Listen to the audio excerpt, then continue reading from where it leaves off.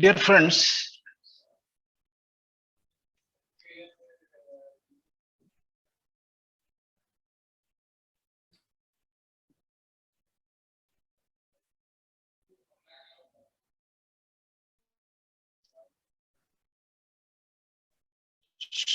the Department of Commerce, under the leadership of Dr. Biju T, is organizing a week-long lasting international conference on this forensic accounting. And the workshop or the seminar was inaugurated by the Honorable Vice Chancellor of our university. And the topic allotted under the broad title of forensic management to me is corporate governance. About corporate governance, you may be having some doubtfulness or some doubt why this particular topic is included under the title forensic accounting. Dear friends, if there is good governance, no need of forensic accounting. And some people say that this forensic accounting or corporate governance, etc., are the old wines in new bottles.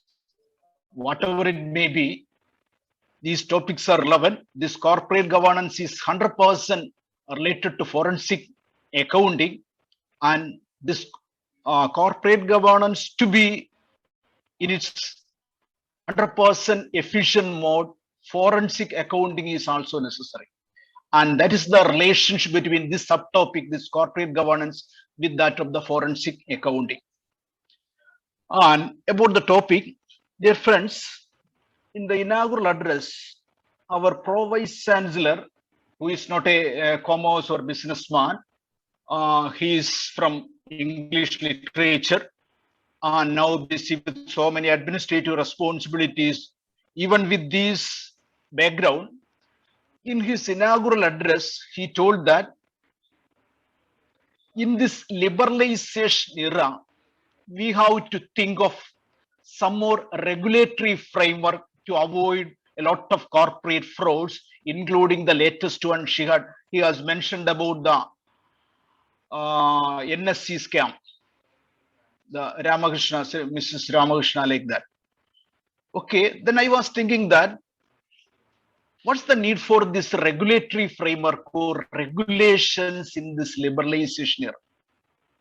All the government, including government of India, they are changing the name of this regulation. For example, FERA is replaced by FEMA. Controller of Capital Issue was replaced by SEBI. That means we are removing the word regulations. Of course, in liberalization era, more liberal or more freedom should be given to the business. And I personally believe that it is not the duty of the government to do business. The business is the business of business people and not that of the government. Then you may be asking, what's the role of the government? Government should act as a facilitator, not as a regulator. This was my impression. But when I heard his presentation, that he insisted that he requested that even in this liberalization era, to avoid this corporate frauds and all these things, some kind of regulations are necessary. And after listening his presentation, I made a slight change in my presentation. Initially, I prepared the slide with the simple title of corporate governance, and now I changed the presentation slide as corporate governance needs institutional reform. So this is my presentation today. So dear friends, when we speak about governance, a lot of words. Some people, as I told that, some people say that it is a old wine in new bottle. Some people say that this is same as that of administration for government department. Yet another group say that, okay, corporate governance is nothing but it is management for private sector. Some other people say that GG, good governance, that is for government organization, and CG stands for, this corporate governance stands for business sector. Whatever it may be, the concept is globally accepted, and not only in India, this corporate governance is applicable in all countries where there is business or business is having importance, especially under the leadership of corporate sector. So here MCOM students are also there.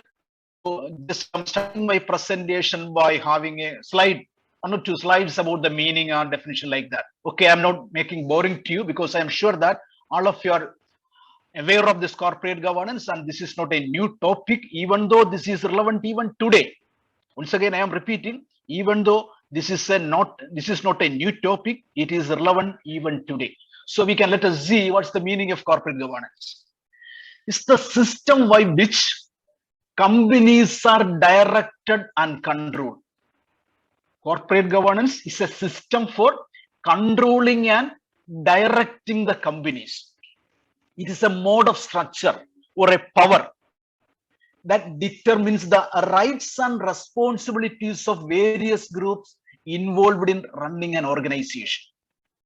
It's a power or a structure that determines the rights and responsibilities of various groups involved in running an organization. It is through this structure the corporate sector or the corporations or the companies, they are setting their objectives, and it is a means of attaining it, and it is a mode for mentoring the performance. So corporate governance in broader sense, or it helps the organizations to have their own objectives, and this help in attaining the objectives. And again, this corporate governance serve as a mentoring mechanism so as to evaluate the performance of corporations. We can see one definition also, then I won't make any boring to you. I am slightly moving to some other things and like that. Okay, just see one definition so as to have a better understanding about this corporate governance. It is the application of best management practices, compliance of law.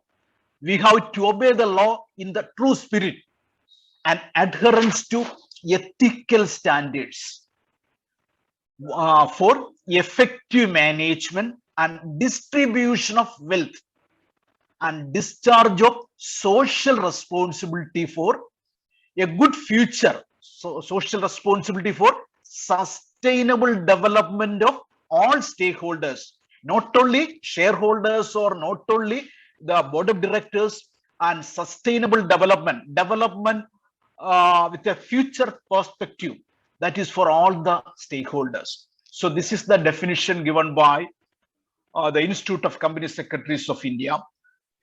The definition itself is clear about corporate governance, and I think there is no need of any further explanation.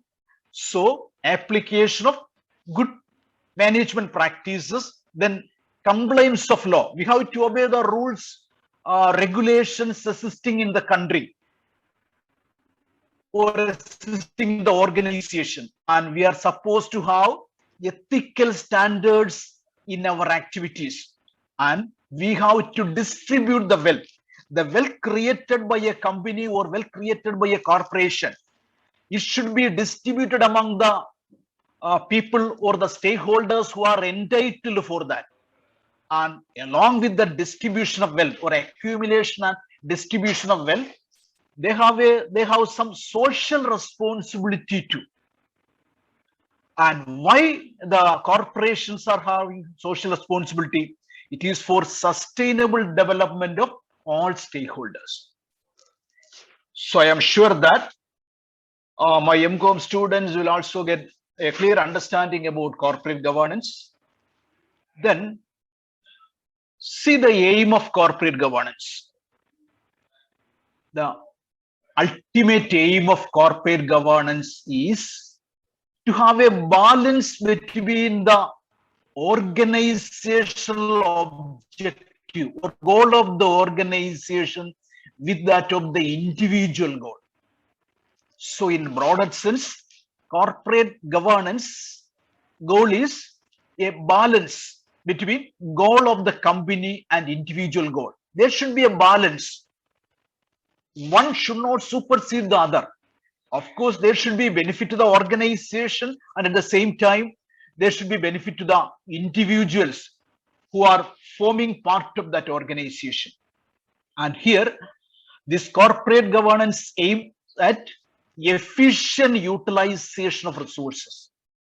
So corporate governance, along with having a balance between the organizational objective with that of the individual or stakeholders objective, it's argue for efficient utilization of its resources. And above all, the corporate governance aim at maximizing the value of shareholders, the value to the organization and to the society or the individuals at large. So corporate governance is not only for shareholders or corporations. It has a broader perspective. It aims at the society too. Then I am just describing the aim in a much broader sense, that is corporate governance purpose. So as I told that corporate governance is not only for the organization or not only for the stakeholders or the persons who are directly involved in the corporation. It aims at economic efficiency of all the people. So improve the economic efficiency of that particular incorporation. So first of all, INC stands for the company. So improve the economic efficiency of the corporation by keeping good relation among management, board, shareholders, and other stakeholders. I am sure that all of you may agree that the main object of a business organization is improvement of its own efficiency, economic efficiency of that business unit.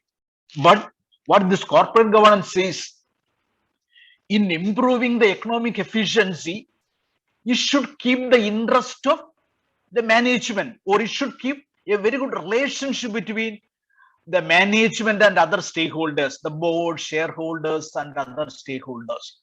So having a good relation among these parties, all business units should aim at economic efficiency. Then second thing, ensure accountability of the board of directors. An important or one of the most important component of corporate governance, accountability of board of directors. Even though no physical penalty to an errant director, they should realize they have an accountability. Being a board of director or being a board member, they have some amount of accountability to the organization and to other stakeholders. Yeah, this Cadbury committee, Greenberry committee, Campbell committee, etc. They had studied and they had stressed the importance of accountability of board of directors in corporate governance. Then another purpose of corporate governance is to promote a good work culture. So corporate governance aims at not only economic efficiency of the organization, it has an interest in all the parties or all the stakeholders who have some interest in the company. In that sense, this corporate governance aims at having a good work culture among the employees. Then last but not the least, as I told that, the corporations exist just because of the mercy of the society. If no human being, there is no assistance for corporation. The society, they are the customers, they are the suppliers and all these things. So if there is no demand, demand is from the society or demand is from the people at large. So if they have no purchasing power or if they have no ability to purchase, no more the corporations can assist for some time. And after that, if there is no demand, they may be forced to close down. So in turn, the company should also realize this fact, and there is a responsibility to the company to do something for the community development, like pollution control, fair and ethical business practices, etc. So like stakeholder empowerment, community development should also be one of the purpose of corporate governance. And that is why this community development, along with the economic efficiency or good relationship or accountability of the board, are along with these things, community development is also included as one of the purpose of corporate governance. Then, dear friends, in the previous slide, as I told that, ensure accountability of the board of directors. One of the key features of corporate governance. As I told that, it has been endorsed by so many committees like Cadbury, Greenberry, etc. They have endorsed and they have stressed the importance of accountability of board of directors. So we can see we can analyze the accountability in corporate governance. If you analyze the accountability in corporate governance, you can see that the accountability is not only to board of directors, all the stakeholders have their own share in the accountability. See, shareholders, they are accountable to the organization and they have to see that the organization is doing well for the society at large. Then directors, as all of you know, the directors are the representatives, so they represent the shareholders. So they have a prime responsibility to at least keep the desires of shareholders. And they cannot restrict their restrictions, their accountability to shareholders. As I told earlier, they are accountable to so many people, even to the society. Then auditors are there. Our topic itself is forensic accounting, in which the auditors are having their own importance. They are the key of or the key pin of this forensic auditing. So auditors, actually, the auditor's work is to act as a watchdog or to act for another. They are doing a work for others. Auditors, strictly speaking, they are being appointed by, they have to be, even though they are appointed by the company, their functions or their duties are more towards outsiders. Even though they were appointed by the board of directors, the auditors have a responsibility not only to the people who are appointed, they should serve their functions for the betterment of the society or for the betterment of the people at large. Then executives, they too have responsibility. Then advisors are there. Like executives, the advisors too have a responsibility. Last but not the employees and all others associated with the incorporate, they have their own responsibility in running an organization in a smooth manner. So don't see that the accountability is restricted to the board of directors alone. All the stakeholders are in one way or other way, they are associated or they are liable to discharge their own responsibilities. Then only the organization, the empowerment of the organization can be made possible through a good corporate governance practice. See, as I told that, I think SEBI, all of you know, Securities and Exchange Board of India, its earlier name was Controller of Capital Issue. Now I think about 30 years over, the SEBI was formed. Anyway, the SEBI, they are doing its earlier name Controller of Capital Issue. As I told that, the policy of the government as a result of liberalization is to give more freedom to business unit. And the government role is to act as a facilitator, not as a regulator. By understanding that point, they had changed the name of controller to SEBI, Securities and Exchange Board of India. And this SEBI has a prime responsibility in seeing the corporations are doing their business ethically or they are following corporate governance guidelines. So we can see the role of this SEBI in this corporate governance. See, this corporate governance is made as a mandatory condition in 2000. It was in 2000, SEBI made it as a precondition for listing the shares of companies. So the organization should follow the corporate governance guideline, then only the SEBI permit listing of companies. Then Section 292A was incorporated in the old Companies Act, the Companies Act 1956 in December 2000, as is being decided by SEBI. As per the instructions of SEBI, this Section 292 was incorporated in Companies Act so as to have a better corporate governance practices in companies. Then the SEBI insisted and implemented the concept of independent directors in companies. Even though it is for namesake, yeah, independent directors should be there in all organizations. Okay, there are some exceptions that we will deal later. Then there is a concept of women directors too. Yeah, today, March 8th, is the Women's Day. So in Companies Act or the SEBI insisted that women directors should be there, and the deadline was 31st March 2015.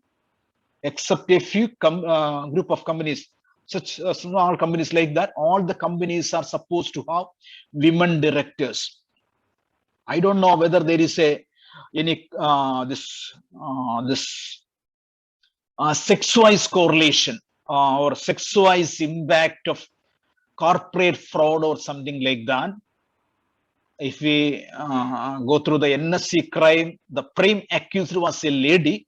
Anyway, I'm not finding fault with the lady, but the SEBI as well as the people who are in the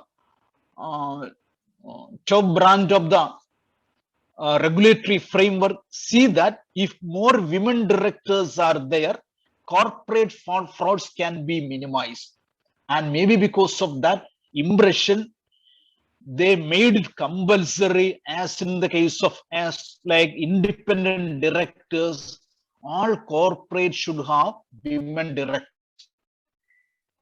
Department also, research scholars are doing the research on forensic auditing, and I need to study from them whether there is any such sex-wise relationship of corporate frauds or something like that in corporate governance. SEBI, anyway, SEBI thinks that women directors should be there so that better corporate governance is possible, or put it differently, less corporate frauds will be there, and it is easy for attaining the social objective and all these things, because women are more polite and they will give a patient listening to the different stakeholders, and maybe because of that, SEBI insists that women directors will be there.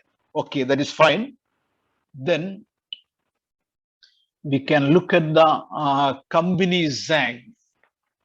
What changes were made? As all of you know, now we have the new Companies Act 2013, which is giving its due recognition for this corporate governance, and a lot of ingredients they have incorporated in the Companies Act 2013 so as to give more stress for corporate governance in companies.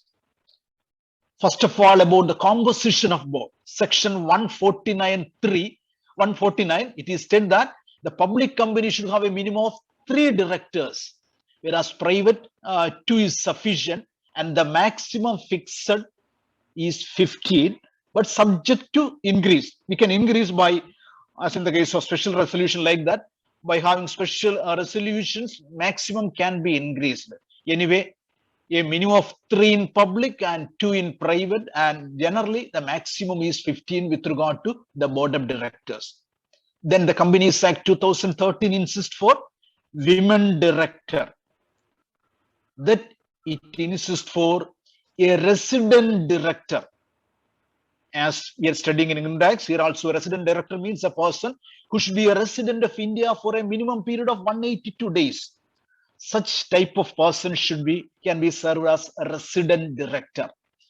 Okay, this is not necessary for all the companies. This resident director is necessary for public listed companies if their paid up capital is 100 crore or more and turnover is 300 crore or more. Such companies should have a resident director. Then there is a need for independent directors. Yeah, as per the present Companies Act, 1/3 of the directors of public limited companies, public listed companies, and minimum of 2 in public unlisted companies.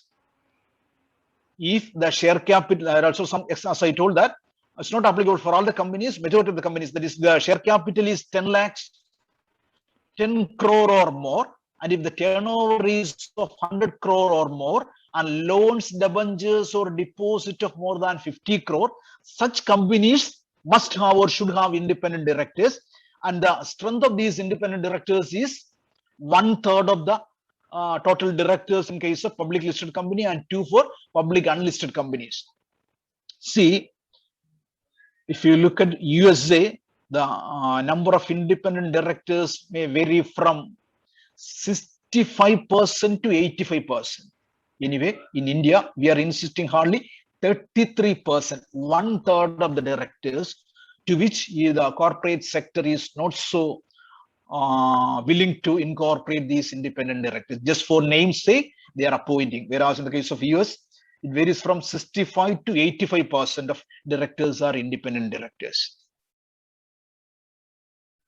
See, again, in Companies Act, we can see that it insists for a stakeholder relationship committee. There are also these conditions are there. If companies comes under these categories, as I told earlier, if there are a minimum of 1,000 share or debenture or 1,000 deposit or security holders, if there are a minimum of 1,000 shareholders or debenture holders or deposit holders or any other security holders, the Companies Act 2013 insists that there should be a stakeholder relationship committee.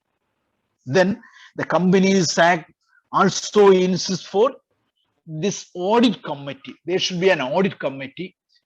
And there are also the previous conditions. If the companies come under these categories, the company should have an audit committee. Then again, there should be an internal audit for companies specified under section 130 of the Companies Act. Then there should be a serious fraud investigation offense committee. The nomination and remuneration committee. The corporations, as our madam has done in Nsc, she cannot appoint as Mr. Aravind by interviewing by himself alone. There should be a nomination committee in all the companies. The key managerial persons nomination and remuneration should be fixed by this committee and not by a single person. So the nomination of key persons and their remuneration, it should be fixed not by the chairman of a committee, but it should be fixed by this nomination and remuneration committee that exists under section 178 of the Companies Act. Then there is a class action suits committee. That is, the aggrieved people can collectively sue against the company. The minority shareholders, they can approach the National Company Law Tribunal.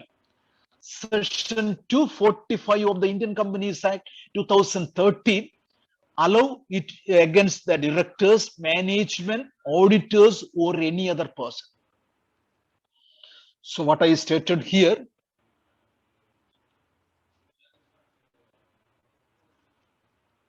the different committees or different forums to be there in an organization for having a good governance or having this corporate governance in companies. Because as per the Indian Companies Act 2013, it is the responsibility of the board of directors to have corporate governance in each and every company. So the Companies Act 2013 made it compulsory to have corporate governance practices, and the responsibility for that is entrusted with the board of directors. And in that stipulation or in their guidelines, they have directed to having these kinds of committees, etc. These different types of committees, like that is, as I told, the Companies Act speak about the composition of board, It speak about the need for women director, resident director, independent director, stakeholder relationship committee, audit committee, then internal audit committee, serious fraud investigation, offenses, nomination and remuneration, class action suit, etc. These are necessitated as the minimum conditions for having corporate governance in companies, and the responsibility lies with the board of directors of the respective company. Then we can see some of the globally accepted corporate governance principle. This is also known to some of you, but to justify the topic, I'm just going through the globally accepted corporate governance principles. Not only for India, it is globally accepted governance, corporate governance principle. First of all, it ensures or it requires for protection of shareholders' right. So if you are a shareholder in a company, see what are your rights. You have the right to share the profit of the company. You have the right to receive information. Okay, receive information, even though there is an argument that these are business secret. Okay, that is quite often used term business secret, so it cannot be revealed. But being the shareholder, you can search for certain informations which are to be made available to the public. So you have the being the shareholder, you have the right to seek information from the company. You can influence the company. Being a shareholder, don't be shy that I have no role in regulating or controlling the company. You have a role. You can influence the company through how you can influence the company by attending the general body meeting and by putting your vote, or by attending and putting your vote in general body matter or the issues which brought in the general body. There you can express your opinion and you can vote for or vote against it. So in that way, the shareholder has the right to influence the company decisions.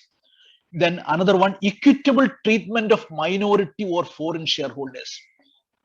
All of we are sure that even though the companies are named as public limited companies, the individual's role is limited. Most of the individuals, they are minority. The majority of the ownership lies in the hands of the promoter or in the hands of a few people.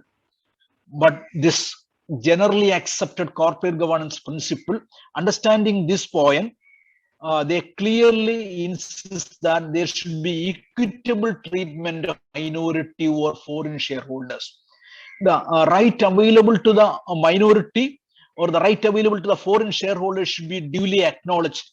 Even though they form a minor portion of the total voting right, the due recognition should be given to these minority shareholders. This is one of the generally accepted principles. Then prohibition of insider trading.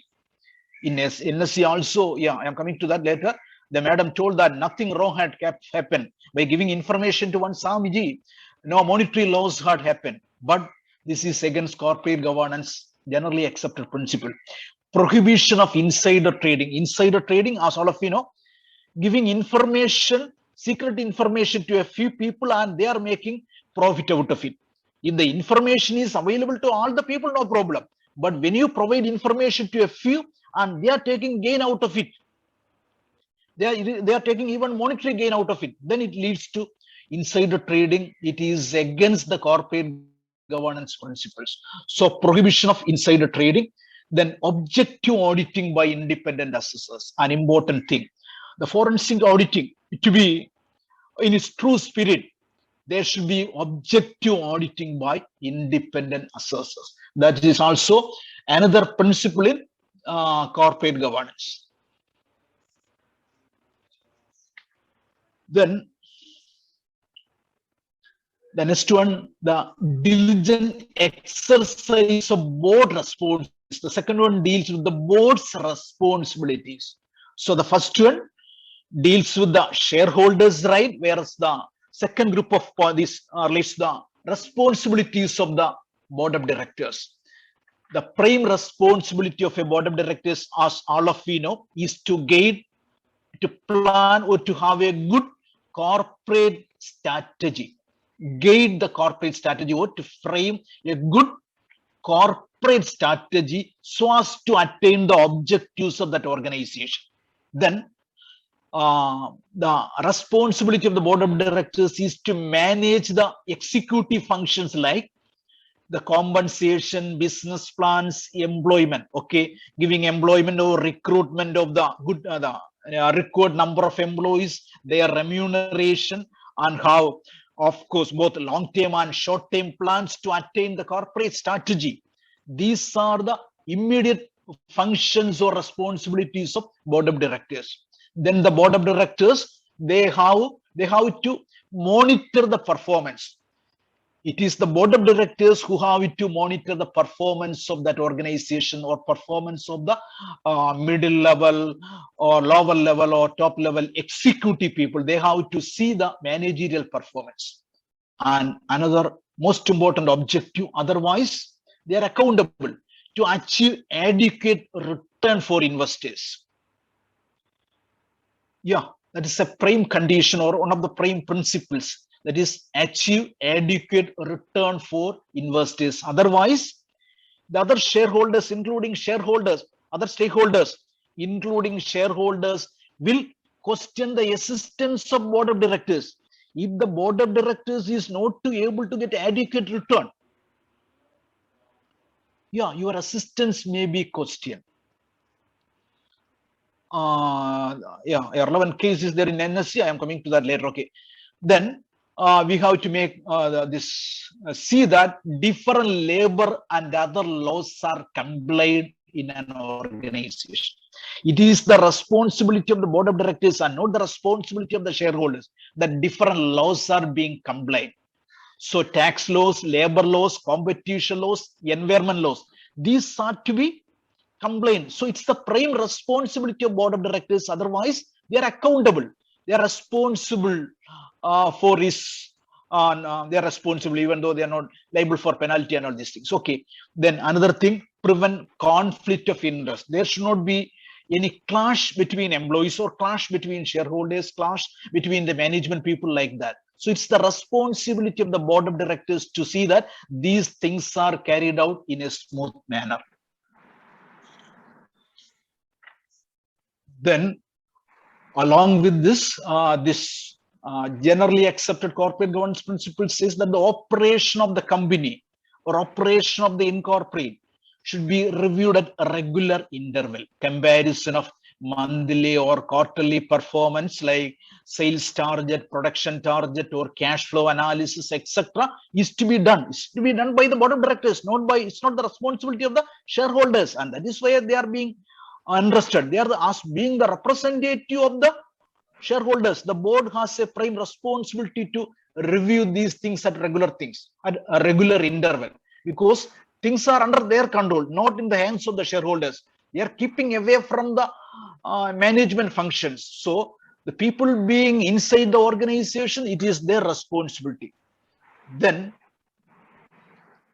another important generally accepted principle is that to look after different matters, each and every company should appoint different committees. Like there should be an audit committee, there should be a grievance handling mechanism, grievance committee, a remuneration committee. Yeah, in the case of this Aravind Subramanian, the remuneration is solely fixed by that madam, but that is wrong.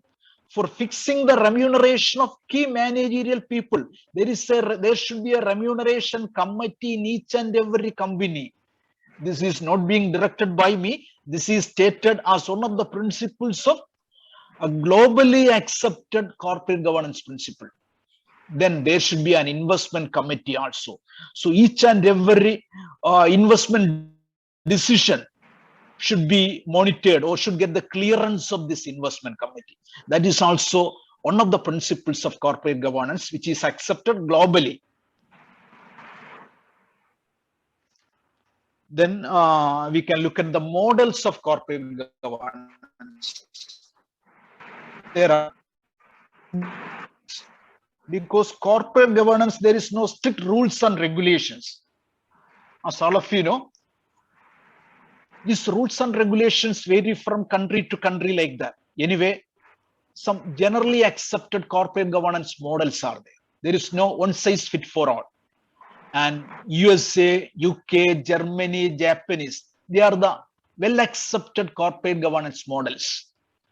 See, and I am speaking this corporate governance models only in 2 points, only in 2 points per view. That first one is regarding the board of directors, and second one is regarding the separation of debt and equity. So with regard to board of directors, US, UK, and Japan, they have only one board directors or only one board per company. Whereas in the case of Germany, two-tier board is there. Just like our parliament, we have this Rajya Sabha as well as Lok Sabha. In Germany, for the board of directors, two-tier. That is supervisory and executive, and where the things are being done by the executive board of directors, where in the supervisory board of directors, the employees too have representation.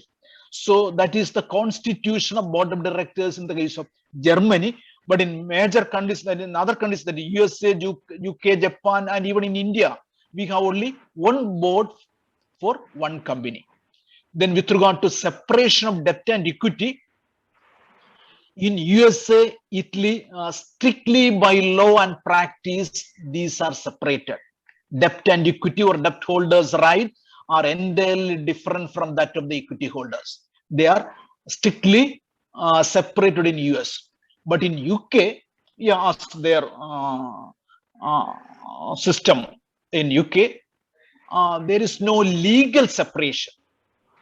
But in practice, as in the case of US, debt and equity or debenture holders and equity holders' rights and responsibilities are separated, not legally, but in practice. Whereas in Japan, by law itself, their duties or responsibilities are separated, but interlinked.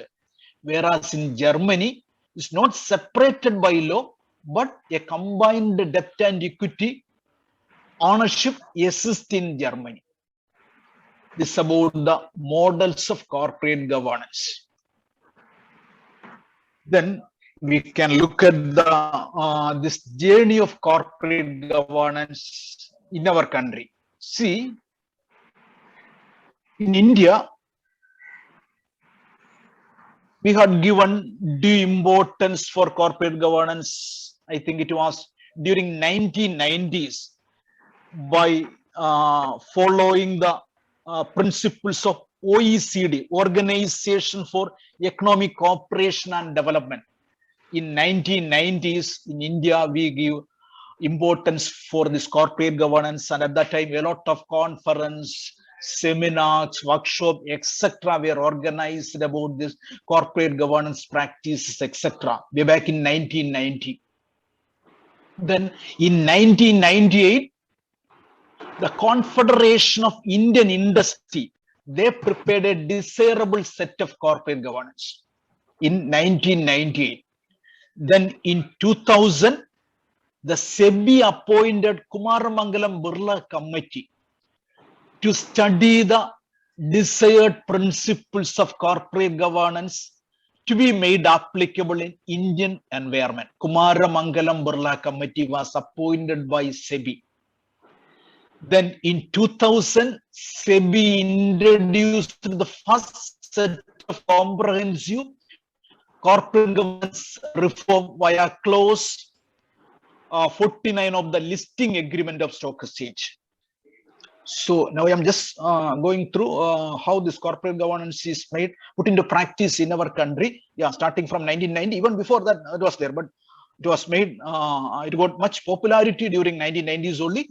Then 1998, ZI prepared Code of Desirable CG. Then Kumaramangalam Committee report. Then in 2000, SEBI insisted the first set of cooperative governance reforms in clause 49 of listing agreement of stock exchange. Then in 2001, the Reserve Bank of India too appointed an advisory group, and they submitted the report on report of corporate governance in 2001 to Reserve Bank of India. Then in 2002, there was a Naresh Chandra committee by Government of India. Government of India itself appointed a committee to study the corporate governance principles to be put into practice in Indian corporate sector. Then in 2003, Narayana Murthy committee was appointed by SEBI.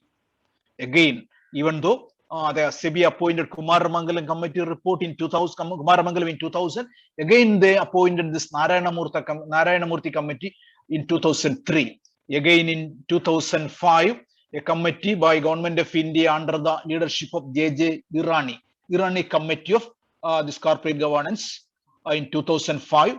Then in 2009, we studied government as well as the SEBI, etc., studied a lot of lessons from Satyam scandal. They experienced the need for corporate governance from Satyam scandal. Again, in 2013, I think it was SEBI who had initiated for a new Companies Act. And in 2013, it was materialized. A new Companies Act was passed in India. Say a good step in the corporate governance practices of companies in India. Then in October 2017, SEBI formed a committee of corporate governance headed by Uday Kotak, the Kotak committee, to revive the CG norms in India. Most of their suggestions are relevant even today. In October 2017, the Kotak committee, they reviewed the existing CG norms in India. And in 2021,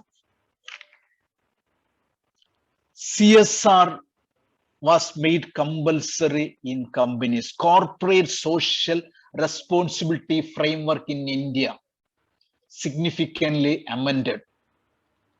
Now, as all of you know, CSR is made for a good number of companies. Their profit is like that. This is because of the understanding that the government understand that by giving free hand to the corporate, they won't do much for the society. I don't know in any of the country in the world whether there is an ISR, individual social responsibility. Even in this Philippines, the Philippines, the happiest world in the country, the happiest country in the world.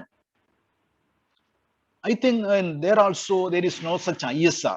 Okay, some gains or some rebate, discount, etc. are available for individuals for this giving charity or for donating to the society and all this. But no country in the world, from my own knowledge, if somebody is knowing, please give that information. If any country in the world is having this ISR, as legally the country insists that each and every individual should earmark or keep away this much of money for social responsibility. From my own understanding, no such thing, but it is made applicable to company, and CSR, corporate social responsibility, is a mandatory condition for companies in India. If their some conditions are there, profit is like that. Okay. Then, as I told, that one important committee which had reviewed the corporate governance practices or corporate governance guidelines is none other than the Kotak committee, and they studied the very purpose of corporate. In their process of reviewing the corporate governance guidelines, they studied why corporates are or corporate entities are there in a particular country, and they studied how the stakeholder interest can be protected in the present environment. Then they also studied the business realities of Indian corporation, which may be different from that of the Western countries. And they also studied how the dominance or the controlling power of the controlling stakeholders can be reduced, or how the minority shareholders can also be given a due share in management. So these are the broad 4 points of reference of it. That is corporate purpose, how the corporate objective can be attained, how the stakeholders' interest can be protected, how this business or what are the business realities of Indian corporates, and how the controlling stakeholders or controlling shareholders dominance or their controlling power can be reduced, or at least how to keep or to protect the interest of minority shareholders. Then we can see what's the reality. So far we got studied a lot, or we had listened a lot about corporate governance, its principles, its objective, its aim, purpose, etc. Now, what's the reality of corporate governance? What about the reality in, at least in India? So numerous regulations, seminars, purpose over the past 4 decades. In the sense that I told that it was in 1990 that our country started to give importance to this corporate governance, and that is why I told that over the past 4 decades, so many seminars, conferences, etc. were organized in our country too, in corporate world. But in actual practice, we can see that justice is not same for all the parties. And this is particularly true in the case of corporate world. In corporate world, much is forgiven on grounds of performance. If you are a performing CEO, much of your fault will be ignored by the rest of the people in the corporate, including your colleagues in the board. But if you are not performing, they will find fault with them. So no equity. So in corporate world, much is forgiven on the grounds of performance. So if you are performing, you will be given a special treatment. Even if you are doing some things against the law, yeah, nobody will take care of that. When a performing CEO chooses some undue favor, board seat as a forgivable infirmity. No, nothing wrong. Yeah, that we can permit it. That is the policy of the board of directors. Then consideration of equity or fairness did not trouble the board. So in board, yeah, they're not giving much consideration to equity. As I told, if you are performing, no problem. But if you're not performing, you will be penalized. So it is a mercy if you breach the regulations too. If you are performing, no problem. Then we can have a look at the corporate failures in India, the after effect of not having good corporate governance over the years. This is also not new, but to substantiate my argument, to have good corporate governance, I am just illustrating some of the corporate failures in India. See the Tata mystery fallout. Yeah, he was the director of Tata since 2006. But he realized that with a lot of expectations, he became the director of Tata Sons. But in actual practice, he realized that he has not much to do. Everything is controlled by the Tata family under the name of Tata Trust. So frequent disagreement between Mystery and the other members of Tata family trust members. So these directors or nominee directors of the trust, they are making superseding powers, or they are doing their own decisions or their own whims and fancies without taking care of the interest of the board of directors. No independence in the working of independent directors too. Yeah, one of the independent directors, this Nusli Wadia, was fired, and abuse of power by promoters. That is the case of Tata mystery fallout. Again, ICICI Bank and Videocon bribery case, the Deepak Kochar for money laundering. Yeah, this enforcement directorate and CBI, they took this Deepak Kochar for money laundering, and 300 crore loan by ICICI Bank headed by Chanda Kochar, that is September 8, 2009. And out of this 300 crore sanctioned by ICICI Bank under the leadership of Chanda Kochar, out of it 64 crore was transferred to NRL Limited. So they availed loan for one purpose, and the majority of his share was transferred to another company. It's not corporate governance. It is a corporate governance failure. Then you can see, yeah, the Nirav Modi scam.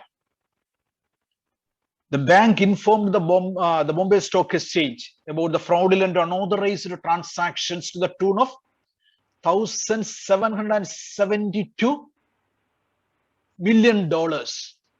And again, 11,400 crore transaction fraud in 2018 with Nirav Modi, in addition to 280 crore fraud already under investigation by CBI. And why this Nirav Modi was able to make this much of money? It was not big. Then the reason was the letter of understanding issued by Punjab National Bank. Punjab National Bank issued letter of understanding. By virtue of this letter of understanding, he accumulated this much of loan from a panel of banks. Of course, CBI, Enforcement Directorate, and even the Reserve Bank of India officials too had question, and he was forced to leave our country. Then the Satyam scandal that all of you know. Yeah, Satyam once got the global peacock for governance. The company which got global peacock award for corporate governance, fraud and accounting practices. It misled investors, regulators, board of directors, etc.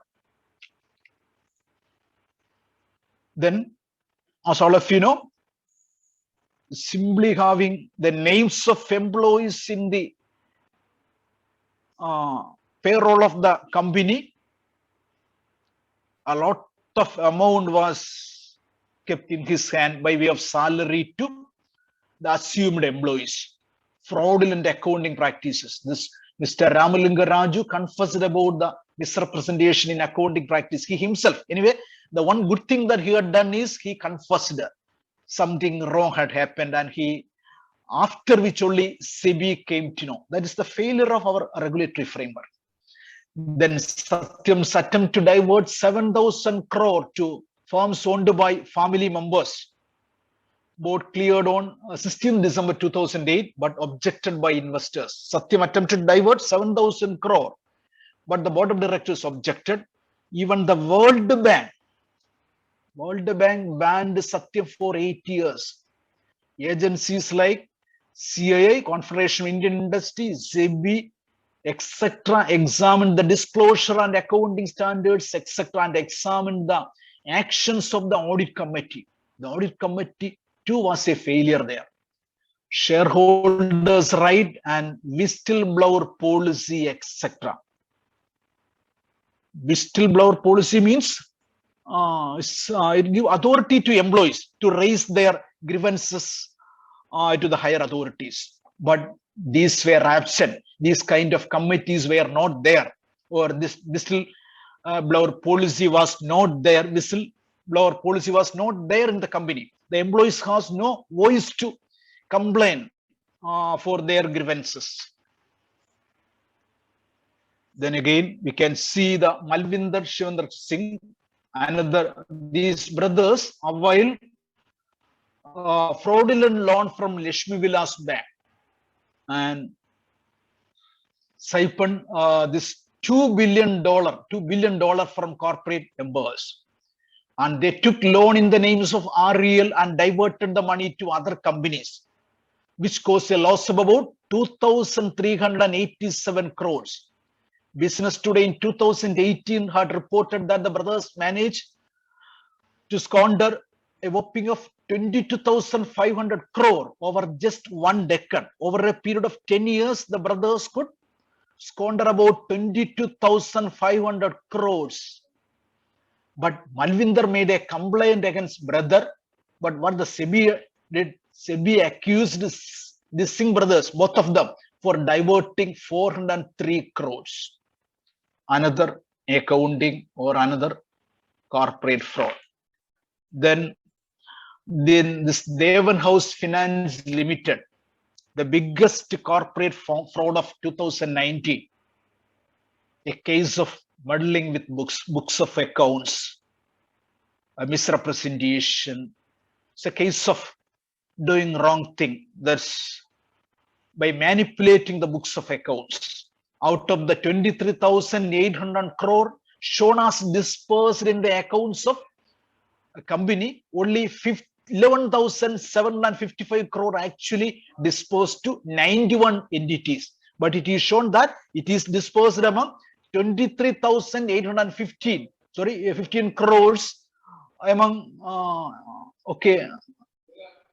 among large number of loanees comprising of about 2,60,315 loan holders. So it is shown that loans dispersed to 2,60,315 individuals, but hardly distributed loan only to 91 entities. Auditors verified these 91 entities and found that 34 out of the 91 itself, 34 invested back the money to the companies linked with DHFL. SEBI opined that the DHL was showing a fake income. Actually, DHL was making losses for so many years. With this kind of huge transactions in their books of account, this DHFL showed profit over a period of years or a period of time. But in actual practice, SEBI, with the help of auditors, they found that the DHL is making losses year after year. This fraud has allowed DHL to raise 24,000 crore through public issue of debt securities. By having that much of a large customer base and having that much of a large disbursement of loan and having that huge profit, the DHL could raise 24,000 crore through the issue of public issue of debt securities. It's not as ownership security, as debt security they could raise. The Nest Bank, finally the Reserve Bank of India was forced to take control of the Yes Bank in 2020. The Reserve Bank itself did a lot of help for the Yes Bank to recover, but that too was failed. That too were failed. When we speak about SSC, it started as a non-banking finance company in 1999, which turned to a full-fledged bank in 2003. The board deferred with MD and CEO, this Rana Kapoor, for dispersing loans to corporate borrowers. Actually, what this S Bank did, they dispersed loan to the borrowers who were rejected by other loanees. When other banks found that these borrowers are not eligible to get loan, they are not viable, or they are not having the repayment character, or they are willful defaulters. By knowing these things, the Yes Bank provided loans to these people by charging huge upfront fee. And automatically, the loan itself became bad debt, and they failed to raise the capital to substantiate their non-performing asset. So Yes Bank failed to raise the capital and resultant downgrade and withdrawal of deposit. The available deposits were withdrawn by the existing deposit holders. Even after repeated stimulation from the Reserve Bank of India, Yes Bank failed to recover. Then this case, the coffee case, is also known to you. Having a large network of 1,750 outlets with biggest coffee chain in 2000. Siddhartha, as far as Siddhartha is concerned, his family is said to have a history of more than 140 years of growing coffee. Formed in 2000, it went to public in 2015, and even the Coca-Cola had a plan to invest 2,500 crores in this coffee chain. In 2017, a raid by the Income Tax Department, they found that 67.71 crore of net loss in 2018 compared to 22.28 crore loss in 2017. It fell into heavy debt and suddenly disappeared. And he disappeared in 2019 and finally to his suicide because of debt. And actually, when we analyze the situation, we can see that it was because of not because of failure in the coffee business, because of his own decision to divert the business without getting the consent of the board of directors or without informing the other board of directors. He tried to diversify his business into real estate. By diverting the money into real estate, couldn't recover back the money from that investment in land. So he failed to meet the obligations of his own coffee business, and finally he himself had to sacrifice his life. A human being was forced to sacrifice his life just because of the absence of corporate governance. Jet Airways is another example of the absence of corporate governance. The second largest airline till 2018 with a market share of 13.8%.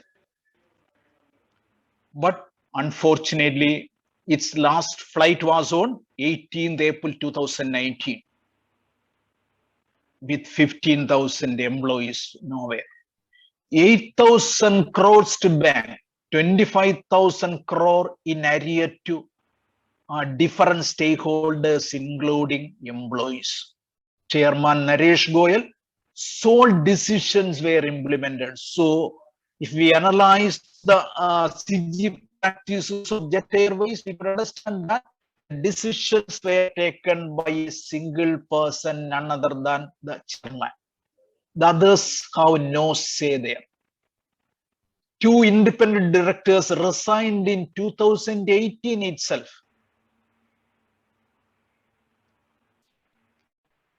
See, the Tata Group made an investment offer, but this Naresh Goyal, the chairman, rejected the proposal of Tata. As in the case of our airlines, Trivandrum, being acquired by this Tata Group after a period of 69 years. Once it was under their control, after a period of 69 years, they got it back like that. The Tata Group had interest over the airways sector, airline sector, and they had an offer to invest in the Jet Airways, but because of the negative attitude of the Naresh Goyal, that proposal was not materialized. Other failed enterprises, I am not explaining. Anyway, you know, the Kingfisher, Sahara, Deccan, etc. Its credit or its debit goes to bad corporate governance. Then Farti is also a small finance bank. There are also irregularities in recruitment process and payment to non-assistant vendors. Without vendors, they shown in the books of accounts payment to such and such persons. Then large number of recruitment and making salary and all these things. Violation of corporate governance. RBI started its inquiry. Yeah, come to the last one. With that, I am conclude. Yeah, that's fraud. That is Nsc Scam. If you look at the scams or corporate failures that I had illustrated just now, this corporate fraud is different. Nsc is not a company like others that we had just discussed, just like airlines or DHL or S-Bank. This is different. This is an MIA. MIA means Market Infrastructure Institution. The near past, it is for the first time a market infrastructure institution too is under the blown of corporate governance crisis. And I am praying that it should not be a case of a cockroach approach. If it is a symbol of cockroach, more worse things should happen. So my prayer is that it should not be a corporate, a cockroach approach theory. So that Miss Chitra Ramakrishnan, as far as Chitra Ramakrishnan is concerned, I had gone through her job profile. I could understand that in her 30s, she was a prominent expert. She's an alumna of IIM. And she's an expert in debt market. So many contributions are to her credit in debt market.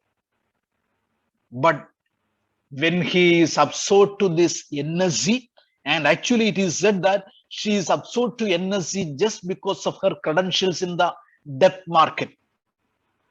And she framed a lot of product in the debt market, and the debt market got a wide attention even in securities market too. The credit goes to Chitra Ramakrishnan. With that credentials, she joined this Nsc. Now what happened? These people, this Ravi Narayan, Anand Subramanian. Yeah, Ravi Narayan, one of the directors to whom a case had been filed in 2015 or something like that. Long back, a case is filed against him, still going on. So these people become the right and left hand of this madam. And madam apologized that I did no wrong. I only told the things to my God. See, if you're a husband or a wife, okay, you can share everything. That is the belief, but certain things you need not reveal to each other. If you reveal, a husband is revealing everything about his past, today or tomorrow it will make problem. So also the wife is revealing all her past. It may not be desirable. It's not my advice, the advice of the psychologist. If you consult any psychologist, they may say that, okay, you are husband and wife, and okay, you are sharing everything, and okay, that I understand, but don't reveal everything. But even that husband and wife share everything with the God. They say everything to the God. Like that, our Chitra Ramakrishnan madam also told that I revealed everything to my God. The God is none other than a yogi, a Himalayan yogi. And she's of the argument that what wrong thing, what monetary loss this Nsc had happened because of my revealing this fact to a Himalayan yogi. As far as she is concerned, she is arguing that he is her God. To God, we can say everything. As I told that, husband and wife, there should be some restrictions, but for God, all the things we are revealing to the God. In Christians, there is confession, we are revealing everything. So like that, she is of the argument that I can reveal everything to my God. The only wrong thing that I did is that I revealed, I confessed everything, or I revealed, or I informed everything to my gods, none other than a Himalayan yogi, to which the audit people, I think this Ernst & Young or something like that, the audit people still suspect that this Himalayan yogi is none other than Anand Subramanian, but SEBI is not endorsing that argument. SEBI is searching for that Himalayan yogi, but this forensic audit, this Ernst & Young or something like that, they audit, they are of the view that there is no Himalayan yogi. The Himalayan yogi is none other than Anand Subramanian, but to which the SEBI is not endorsing. Anyway, SEBI saw the hands of a Himalayan yogi in all policy making, including the appointment of this Anand Subramanian as its chief operating officer and advisor. And he said that in newspapers I came to know that there is a separate way for entering and exit of these three people. A lift is meant only for these three people. A lift is available, that lift in office of madam can be made available, accessible only to three people, to Madam Anand Subramanian and this Ravi Narayan. No other people is supposed to use that office lift. So that is the organizational structure, or that is the corporate governance practice being practiced. Sorry. So that is the corporate governance practice done in National Stock Exchange. And published financial resources result, nothing wrong, but if it is made available to all the participants, nothing wrong. The market is efficient.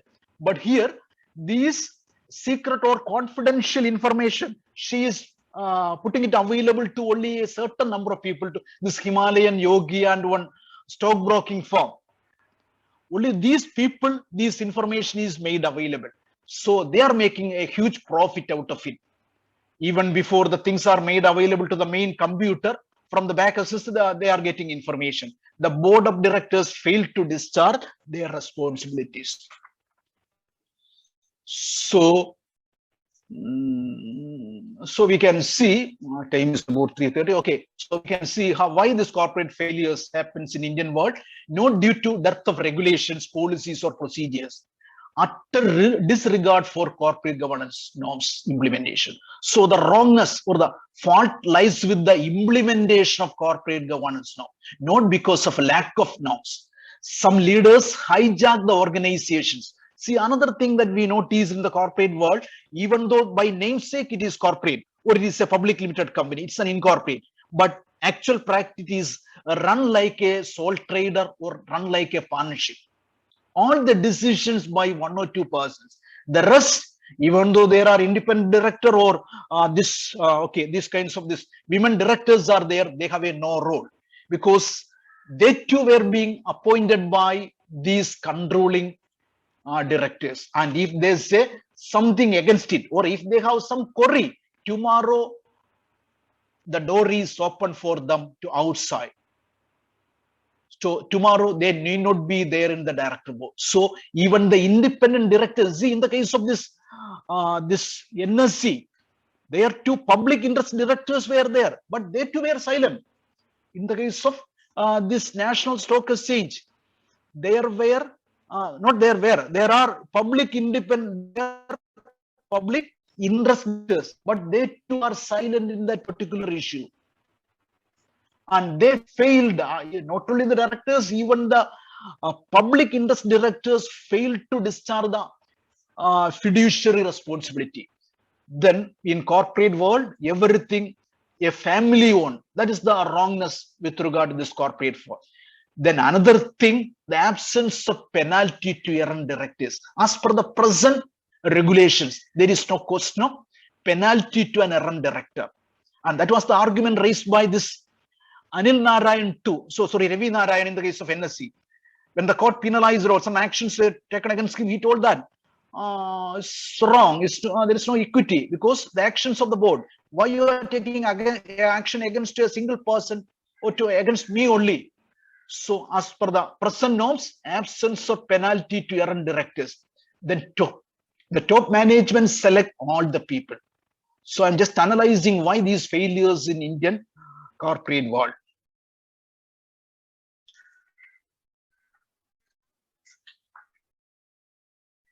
So we can see efforts of the SEBI, what the SEBI had done for correcting these things, this continuous amendment in the composition and strength and size of board. SEBI, the steps taken by SEBI, composition, strength, size of board, etc. being amendments are made so as to have a good composition, efficient size of board in governing the companies. Then appointment of independent directors, their role and numbers too are being decided by SEBI. Shareholder directors, the SEBI is arguing for this minority shareholders should elect their own directors, their election process related ones, orientation and training of directors, everything. These are the efforts of SEBI to correct the present bad governance practices. Then remuneration of directors, information is being collected by SEBI. All the directors' information are available with the SEBI. Then the disclosure of remuneration of key managerial persons is made mandatory. Then board meeting matters reserved for board, etc. is being circulated by the company. Then general body meeting adequate notice should be given to the shareholders. Then there should be an audit committee. There should be accounting standards and financial reporting, recording process of board meeting. These are the efforts taken by SEBI to strengthen the corporate. Once again, I'm not repeating. Yeah, the size and strength, appointment of independent directors, their role is well defined. The number is also being designed. At present, is only 1/3, even though in US it goes up to 85%. Okay, shareholder directors, they are arguing their election process stipulated guidelines are there. Orientation and training of directors. then remuneration of directors, then okay, this accounting standards, everything is being published by SEBI. Then, so my own suggestions based on the available literature review, I am giving these suggestions for a better corporate governance. So I am of the view that the top management selection to board of directors should be restricted to 50%. The rest of the 50% should be selected by the concerned parties, the different group eligible to vote. They should have a representation of at least 50%. Only 50% should be selected by the controlling shareholders or controlling directors. So rest by different parties like financial institutions, smart shareholders, employees. Then we will have independent directors who are free from the grip of the top management, and they will be accountable. These 50% of the directors, they are accountable not to the top management, but to the stakeholders who have appointed them. So it will go a long way in correcting the present CG failures.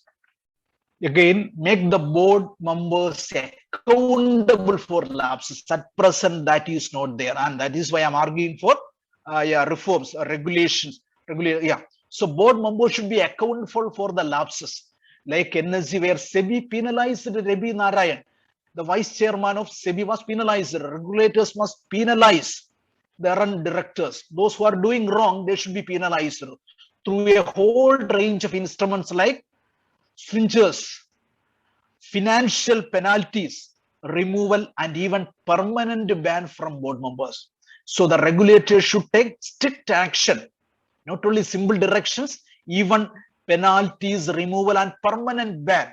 Then only the board members will be much more reactive events. Lastly, regulators themselves must be held accountable. In Nsc, the question have been asked by SEBI, why did SEBI not seek the help of cyber police to ascertain the yogis? SEBI need to explain. See, regulators, the market infrastructure institutions and other regulators, they should be audited by some external parties. Of course, they are the people who have to regulate the corporate, but these regulators should be regulated by, they should be audited by some external parties. We need independent periodic audit of all the regulators. I am saying not about corporate, all the regulators should be periodically audited by a panel of eminent persons. The audit need to evaluate the regulators' performance in relation to their objective. The internal process, governance mechanism of regulators must be subjected to the glare of public scrutiny.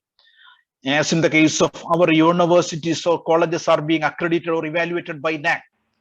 And if there is bias on the part of NAC, NAC should also be audited by some other external people.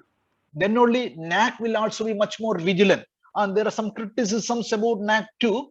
They are giving some undue grade to some private colleges or something like that. They are not giving due recognition to public institutions or universities. So I am not sure whether these are right or wrong. So we have to check it. That are simply allegations. It's not my allegation. It's from newspapers, some social media, etc. These kinds of things happen to hear. So that we have to, like that, these regulators should be regulated, or there should be a governance mechanism for regulators subject to public scrutiny. It is vital to guard the audience. So with this verse, I am concluding. I am coming to the conclusion. See, when we speak about the importance of corporate governance, it is seen that the World Bank is of the view that corporate governance is a kind of political order to look after the problems of the society at large, not the stakeholders of a company. World Bank see the importance of corporate governance in that perspective. Corporate governance or corporate sector, which are accumulating for the industrial development, and when there is industrial development, economic development happens. And maybe because of that, the World Bank is of the opinion that corporate governance is to look after the problems of the society at large. When we have a good number of corporates, like the government, they can render service to the society by way of CSR, even with CSR, even without CSR. Okay, there are some agencies. I agree that only as per the CSR is made as a mandatory condition. Some of the corporations are doing CSR, but yet another group of organizations are right. Even in Kerala, we have this Kochose Chanchitilapalli, and we have this Asim Premji Foundation. Like, they are doing a lot of CSR services, even without the stipulation of the company law board or this Companies Act or SEBI. But only rare things happen from these things. But like that, if there are good corporate structure, if they are empowered, at least by compulsion, they will do something to the society, and in that way, along with the government, corporate too can do something for the society. So it promote economic development and increase the GDP of our country. So good governance is a precondition. These are the words of World Bank. This CG promote economic development, and for increasing GDP of the country, good governance is a precondition. Dear friends, see, last week we got one more woman as the head of the SEBI. Today is Women's Day. As all of you know, our state itself is being, we have 10 out of 14 women collectors. Out of 14 districts, 10 collectors are being from the women. Okay, women collectors are there in 10 districts. Like that, another body, that is SEBI, we got another lady to head that. She's the first woman to head the SEBI, is none other than Miss Madhavi Puri Buch. She, in his initial charge handover session itself, she asserted the primacy of governance standards at companies and market intermediaries. In her initial speech addressed to the employees, he insists that governance standards of not only companies but the market intermediaries like Nsc or depositories, SEBI, etc., should be taken care of. So I'm concluding, as long as top management select all board members or can influence the selection, there is little hope for any active challenge to management. So the selection of the board of directors should be outside the control of the top management. To have a meaningful change, diversity in the selection process should be there. Selection of board of members. Autonomy to various regulatory institutions is another suggestion. So if the political interference, we are speaking that political interference is there in cooperatives, political interference is there in universities, etc. Like that, undue political interference is there in corporate sector too. So the political linkage, that should be avoided, at least in corporate sector. And there should be, the autonomy should be given to regulatory institutions. The regulatory institutions should be able to freely react to the corporate frauds. So because of these points, I am concluding that what we need today is a significant institutional reform if corporate governance is not to remain an illusion. So I am justifying my title. We need a significant institutional reform if corporate governance is not to remain an illusion. We need reform to strengthen the autonomy of various regulatory framework. We need to have a free audit about the regulatory framework. At present, these are absent. So to have these things, this institutional reform is required. So with this verse, I think just I crossed the time, 3:30. With this verse, I am concluding my presentation. So I am thankful